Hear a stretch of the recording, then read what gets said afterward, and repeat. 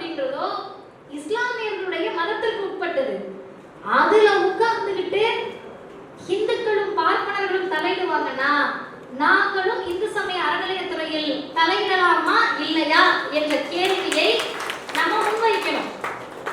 இவங்களுக்கு பயத்தை கொடுத்துக்கிட்டே இருக்கணும். அந்த பயத்தை கொடுக்கலன்னா இன்னைக்கு அந்த திருச்சல் சட்டத்தை நாடாளுமன்றத்தில் நிறைவேற்றுவதற்கு எல்லா கூறுகளையும் அவங்க எப்படி தயார் பண்றாங்க, எந்த துணிச்சலில் தயார் செய்ய முடிகிறது? நான் பார்க்கக்கூடிய சாமானிய இந்துக்களை பார்த்து கேட்கிறேன், சனாதன இந்துக்களை பார்த்து கேட்கவில்லை.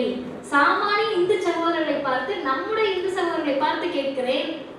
கொஞ்சம் நம்ம என்ன யோசிக்கணும்னா, இதே நாடாளுமன்றத்தில் இஸ்லாமியர்கள் ஆட்சி கட்டளையில் உட்கார்ந்து கொண்டு இந்து மத கோவில்களை பார்க்கக்கூடிய, கவனிக்கக்கூடிய, மேற்பார்வையிடக்கூடிய இந்து சமய அறநிலையத்துறையில் 4 இஸ்லாமியர் அங்க உள்ள அதிகாரியா வரலான்னு சொன்னா இந்த நாடு இவ்வளவு அமைதியாக இருந்திருக்குமா? இந்தியாவில் இருக்கக்கூடிய வட இந்திய மாநிலங்கள் இப்படி அமைதியாக இருந்திருக்குமா? இருந்திருக்காது, வாய்ப்பே கிடையாது. ஆனா இன்னைக்கு இஸ்லாமியர்கள் எந்த மாநிலத்திலையும் பிரச்சனை நடக்கல, எந்த மாநிலத்திலையும் கலவரம் நடக்கல, எந்த மாநிலத்திலையும் இவங்க வன்முறையில ஈடுபடல. கடைசி ஆயுதமா அவங்க எதை தெரியுமா கையில வச்சிருக்காங்க?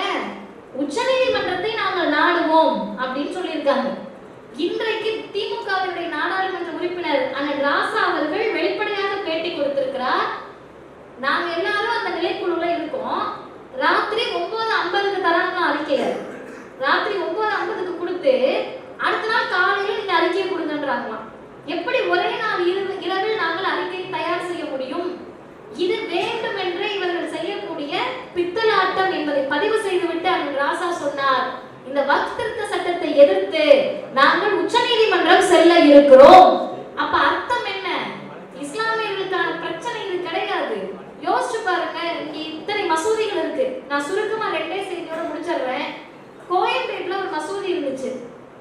ஹைகோர்ட் ஆர்டர்னு சொல்லி நைட்டு 10:30 மணிக்கு எனக்கு ஒரு தோழர் போன் பண்றாரு. தோழருக்கு என்க்ரோச்மென்ட்னு சொல்லி மசூதியை இடிக்க சொல்லி ஆர்டர் வாங்கிட்டாங்கன்றாரு. அதுக்கு அடுத்து பாத்தீங்கன்னா இந்த ஸ்டான்லி மருத்துவக் கல்லூரிக்கு பக்கத்துல, அதுக்கு பக்கத்துலயா பின்னாடியான்னு எனக்கு சரியா அந்த இடம் தெரியல, அந்த மசூதியை இடிக்கிறதுக்காக ஆர்டர் வாங்குறாங்க. அப்ப எனக்கு என்ன பிரச்சனைன்னு கேட்டா, தமிழ்நாட்டிலேயே மசூதிகளை இடிப்பதற்கு பிஜேபியும் ஆர்எஸ்எஸும் அவர்களுடைய கையாட்களை வைத்துக் கொண்டு, அதிகாரிகளை வைத்துக் கொண்டு இந்த எல்லைக்கு போறாங்கன்னா வட இந்தியாவில் அவங்களுடைய அட்டூழியம் எவ்வளவு இருக்கும்? அதிகாரிகள் வந்து பார்க்க கூட தேவை கிடையாது. நோட்டீஸ் கொடுக்காம வீட்டை இடிச்சாரு யோகி ஆதித்யநாத். நோட்டீஸே கொடுக்கலங்க. முதல் நாள் வரைக்கும் அவ்வளவு பெரிய மாட மாளிகை, அடுத்த நாள் காலையில தரைக்கு மட்டமாச்சு. நீங்க நினைச்சு பாருங்க, இந்துக்கள் சகோதரர்கள்ட்ட போய் கேளுங்க. ராத்திரி ஒரு வீட்டுல படுத்து தூங்குறீங்க, காலையில அந்த வீடே இல்லாம ஆகுது. எப்படி ஏத்துக்க முடியும்? இஸ்லாமியர்கள் என்பதால் இந்த மண் அமைதியாக இருந்தது, யாரும் கேள்வி கேட்க முடியல. அந்த நிலைக்கு இன்றைக்கு மசூதிகளை மாற்ற வேண்டும். பாபர் மசூதிக்காக போராடமெல்லாம் போராட வேண்டாம். ஓவர் நைட்ல மசூதிகளை, வக்ஃப் சொத்துக்களை இல்லாமல் ஆக்க வேண்டும் என்று வக்ஃப் திருத்த சட்டத்தை கொண்டு வருகிறார்கள். இதை எதிர்த்து நாம் களம் கண்டே ஆக வேண்டும்.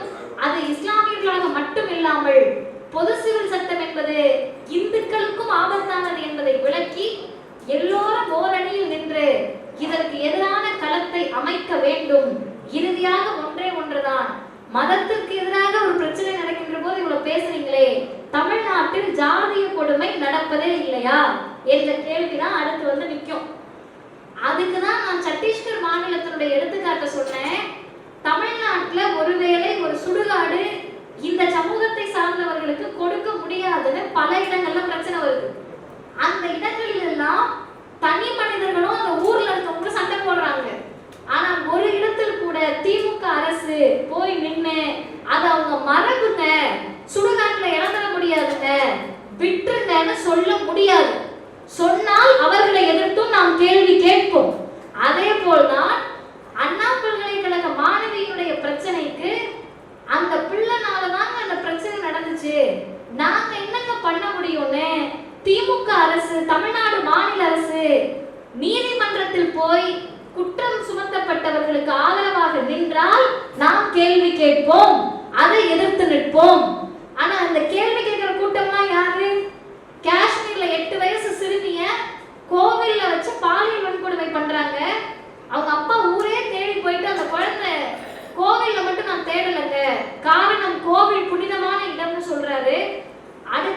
அந்த வழக்கு நீதிமன்றத்துக்கு வருகின்ற போது லிட்டரலா தேசிய கொடியை தூக்கிக்கிட்டு ஒரு குரூப் போராட்டம் பண்ணுச்சு.